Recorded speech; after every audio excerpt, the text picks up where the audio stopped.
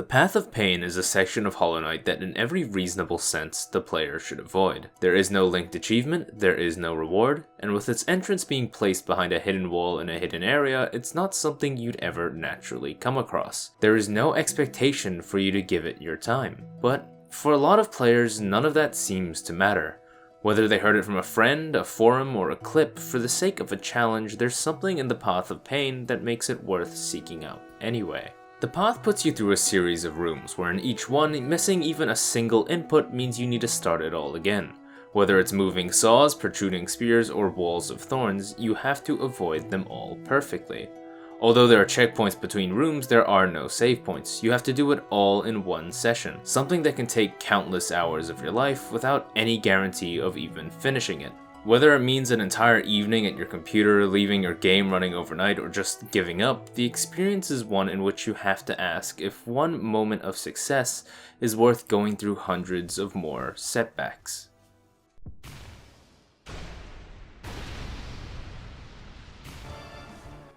Every boss fight in games like Hollow Knight or Dark Souls only lets you succeed once. While you can start a new playthrough or go into a boss rush to fight and win again, you really only get to beat them that first time. After coming back failure after failure, that moment where you finally get it right feels all the more impactful. Although, in theory, you could beat any boss in your first attempt, it's almost all but guaranteed you can never win more times than you fail. While you can try and change that by upgrading your gear or improving your stats, those increases are typically limited by how far into the game you are. Whether it's locking upgrades in later areas or throwing them behind optional encounters, you're kept as strong or as weak as the game wants you to be.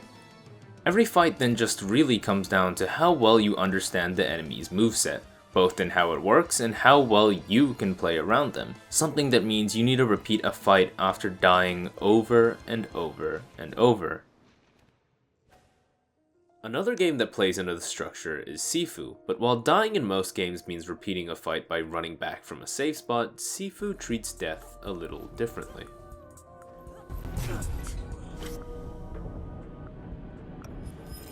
Every time you die, you get a little older.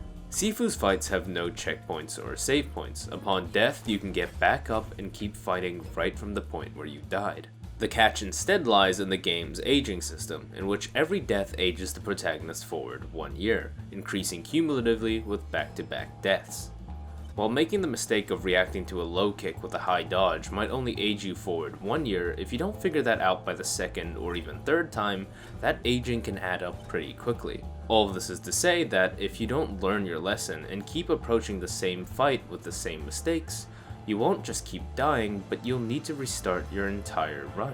Across the game's 5 levels, your age carries over between each, letting you reach your 70s before your next death becomes your last. Although you're free to spend your years in any encounter you want, if you find yourself at that 70s mark by the end of the first level, you only have 1 life to try the entire rest of the game with.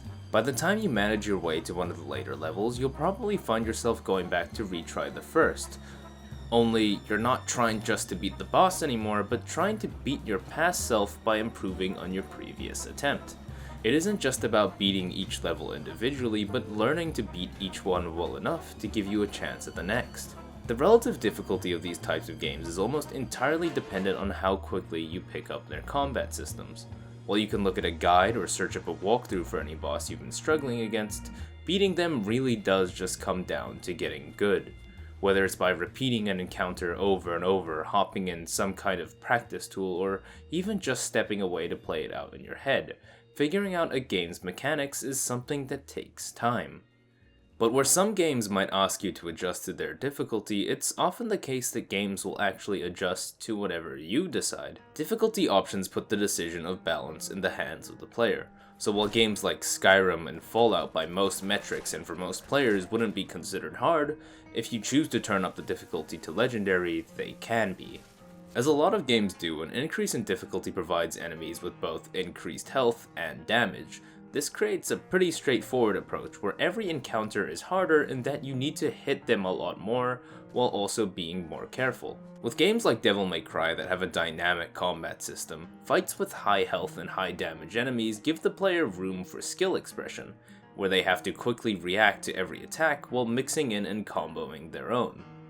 But for games like Skyrim with various quests and encounters, combats are really only there as a means to an end, meaning fights with high health and damage enemies look something more like this.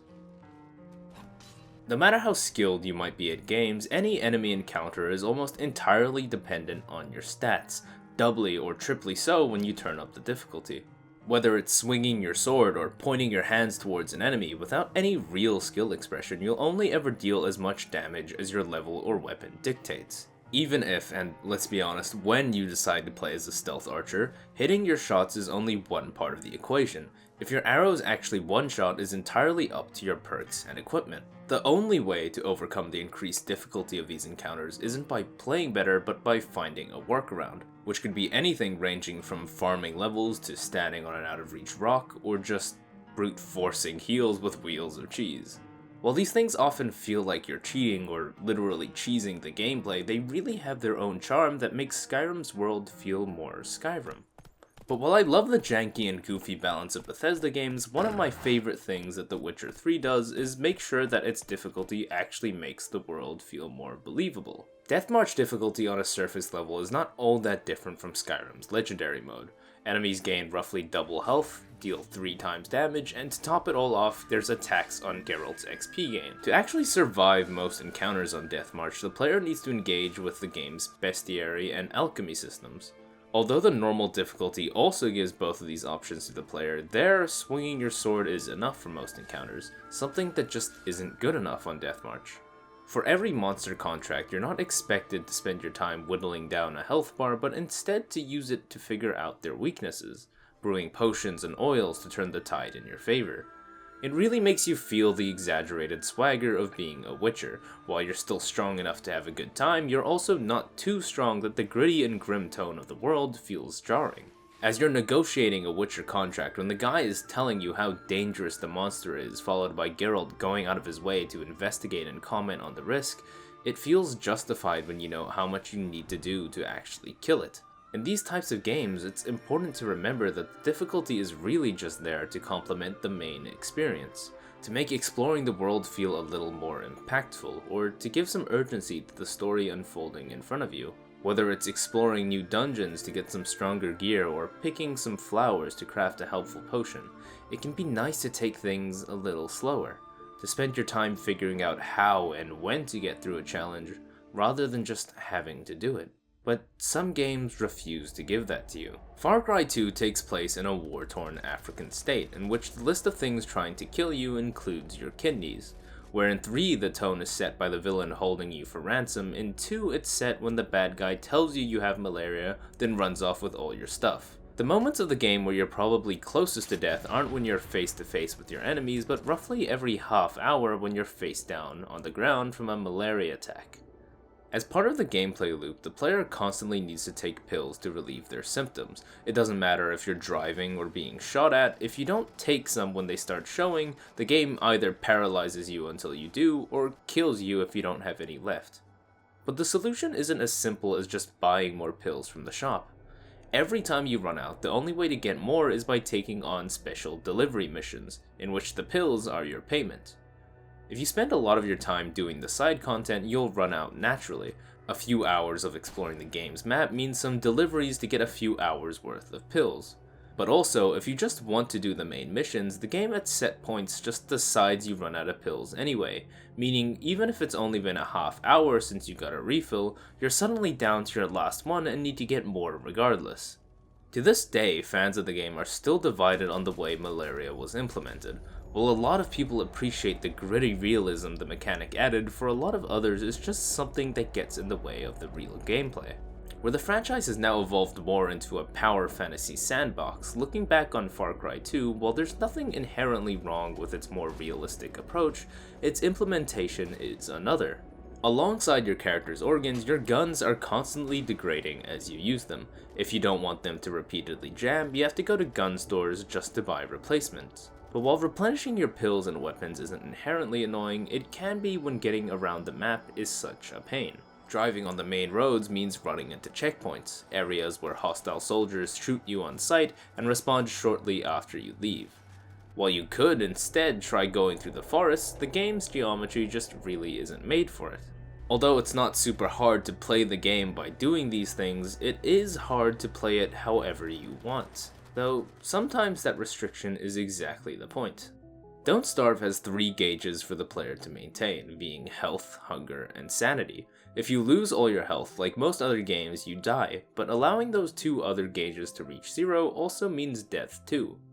If you don't keep up your hunger, eventually you'll start taking damage, and if you don't keep up your sanity, you might get jumped by schizophrenia, with shadows nearby coming to life. Where the genius and some may say evil of the game design lies is that you only have so much time to deal with all 3. Each in-game day is only about 8 real minutes, and with a rotating season system in addition, you not only need to find the time to keep your character alive in the moment, but also prepare to keep them alive in the future. By the time the season shifts to winter, if you haven't already made some winter clothes, you'll probably just freeze to death. Not to mention that without setting up a garden with winter season vegetables, you'll probably starve. Which is, although it's not particularly hard to go through all these steps once you've got them figured out, in a blind playthrough there's really no way for you to do that until it's already too late. Once you're dead, you kinda just need to hope that you'll remember whatever you learned another 4 hours into your next playthrough. Although it's fun being free to manage everything the way you want, it's the same freedom that makes the game so unforgiving. There's a point in counting where after a certain amount, everything can really just be understood as a lot. While we know intuitively that 10,000 is obviously a lot bigger than 1,000, there's really no way for us to truly comprehend the difference in our heads. We physically can't imagine anything close to 100 things at once, let alone 1,000. But that doesn't mean we can't still try counting up. The number of little things you need to do to make it through your first year of Don't Starve might actually be somewhere in the thousands, but it's by putting them together one at a time that you can actually get any of it done. While these experiences can start off feeling impossible, we always have the ability to make sense of them, to take 1,000 elements that look unrelated and put them together one by one. But what really interests me is when we actually can't. When a game does everything to make sure you have no idea what you're looking at. Cruelty Squad is easily the most horrible looking game I've ever had the displeasure of loading onto my monitor. Missing checkerboard, nonsensical scribbles, repeating faces, there is no consistent rhyme or reason for the appearance of any environment you come across, other than the idea that there is none. In just visuals alone, for a lot of people it's hard to even look at the game without feeling sick or uncomfortable, let alone actually play it. But for those who do, the gameplay is just as uncomfortable as the visuals would leave you to believe. Aiming your gun means pressing shift, and reloading is done by holding right click and pulling down. And although it's not impossible to get used to those controls, the way the game plays is an entirely different story. Pick up some pills off the ground, the whole world is now flipped and you have to restart. Walk into a random room in your apartment building, you've now been infected by plague rats. Although over time you might get used to the game, it's not really the same as understanding it. Older games for a lot of players are hard to pick up. Whether it's aged graphics, janky code, or gimmicky mechanics, sometimes it's hard to go backwards to a game, not just because they look old, but because they were designed for an entirely different type of player. The first Elder Scrolls game, Elder Scrolls Arena, Skyrim 0.2 if you will, was the origin point of one of the most influential game franchises of all time. It was this game that gave rise to Morrowind, Oblivion, and Skyrim, RPGs that not only redefined the genre, but also people's entire lives with how much time they could spend in these worlds. But most people, including you, haven't played Arena. Even though it's free to download for only 100 megabytes of space, you still probably won't. Even I haven't really played Arena. These clips you're seeing right now are the extent of my gameplay. And that's not because it's a bad game, but because I'm not the type of player who can understand it. It's easy to forget that there was once a time when games used to come with manuals. You were expected to read up on controls and guides before even starting your playthrough. So while you're making a character, there's not a single explanation for what any stat does or how you can use them. Even moving around in Arena is something that nowadays feels kind of off. Moving forward means clicking the upper arrow on your screen, while turning left or right means clicking the left or right arrows. They're all mutually exclusive inputs that can only be done one at a time. Did you know that to use a sword, you have to drag your mouse across the screen like you're actually swinging it? Because if you didn't read page 32 of the 96-page manual, you probably didn't.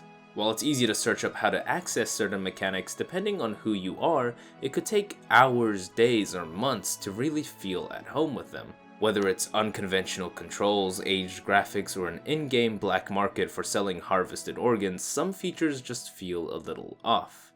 Intentional or simply due to the passage of time, certain experiences may be difficult simply because they're not what we're used to. There's a struggle in adapting to things that feel wrong, which is exactly what makes walking down a dark hallway so universally uncomfortable.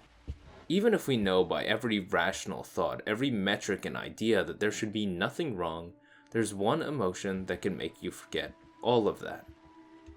Love. Or fear. No matter what actually lies down the hallway, the desire to survive means that to keep us from going down there, whatever we imagine will always be 1,000 times worse, while feeling every bit as real.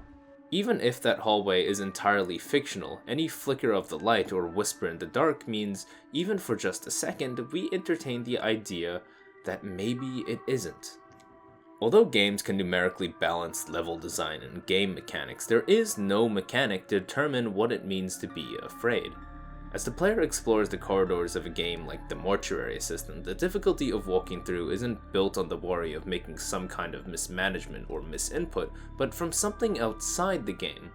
Taking place in a mortuary possessed by a demonic spirit, the player is tasked with figuring out which body the demon resides in.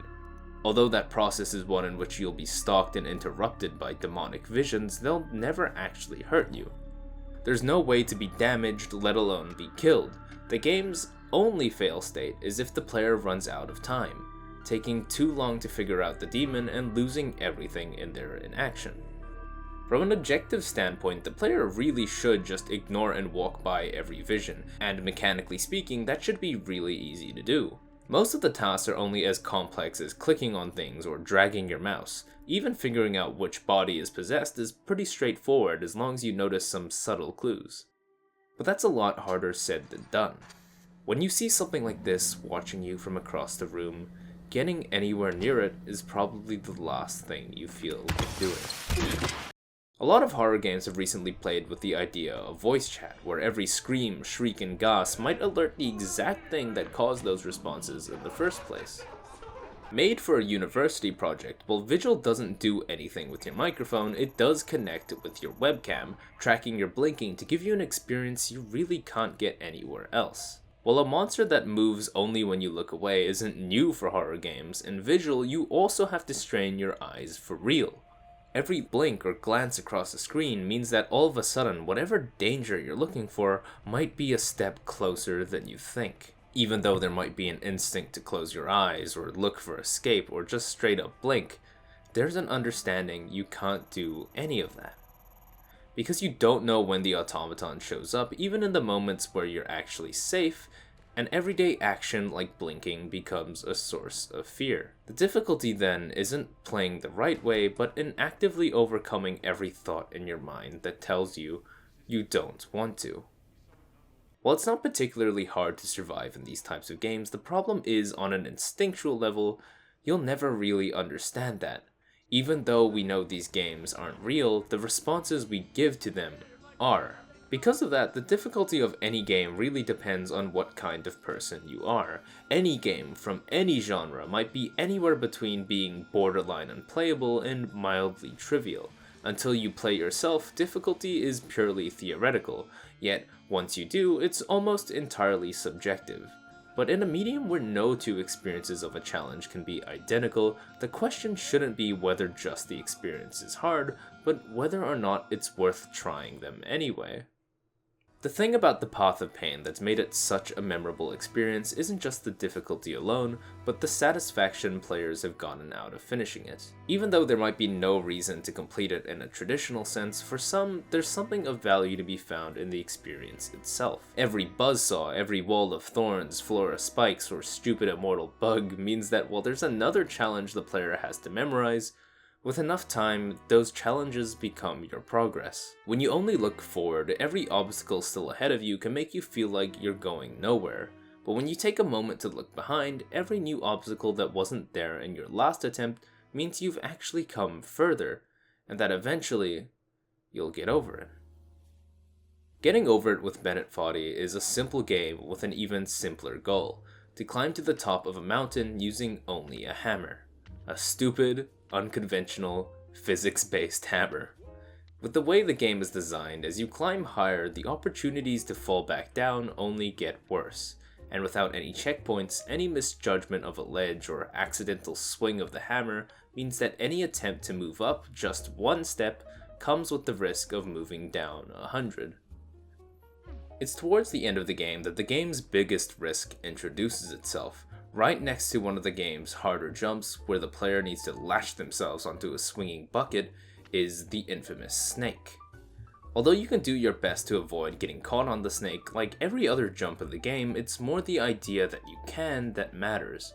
Only, rather than just a normal fall, if you catch your hammer on the snake, it brings you all the way back to the start of the game, with no chance of undoing your mistake. It might not feel like it when you're climbing, but when you first go down the snake, you realize that getting over it in terms of size is actually a really short game. While it might take hours of your life to get up to the bucket, it only takes about 7 seconds for you to get sent back to the very start. By the time most players first see the snake, just to get up there, they spent 99% of their time failing, over and over and over. And the idea that they might not only lose all of that progress, but have to do it again, is terrifying. At the very end of the Path of Pain, after getting past every saw and set of thorns, you're thrown into an arena with 2 king molds. Although they're not necessarily easy enemies, by the time the players made it to this area, they've already fought and won far harder fights. Yet, like the snake, even though it shouldn't be particularly scary, there's the idea that if you do mess up, you're sent back to the very start of the path. You're forced to do everything again. At the core of every game, what makes difficulty so memorable is the fear of losing time. Whether it's spending it on the wrong things, messing up the right things, or just not understanding what we're doing altogether. It can be scary to move forward when we're afraid of not only what we might find ahead, but also what we might lose behind us. Whether it's the snake, the king molds, or forgetting to take your meds, with hard situations, there's always an understanding that everything you've done to get through them, every struggle, every effort, every triumph, can all disappear in just one moment. Except that's not true. Although the snake can send the man in the pot all the way back to the game's start, it can never send you back to when you first played. While that first fall down the mountain might take hours out of your day, your next might barely take 30 minutes, then 20, then 10, and although most players never make it to that point, for those who aren't afraid to try again, the snake eventually becomes just another decoration in the background. When we're so wrapped up in the idea of failing, we can forget that these experiences are so much more than the moments where we lose. Not just when we get past a challenge, but when we take a few moments to remember everything we did to get there. While we might not be able to point towards any real trophies or rewards, they'll always be part of the choices we made and the people we've become. Even if they're just games, if the challenge they give us is real, then so is the achievement of improving. These mechanics, these systems, and these strengths, even though they might be unmovable and unforgiving, it's easy to forget that the strength of being human means that unlike these experiences, we can and always will continue to become better. Thank you for watching, and I hope you enjoyed this video.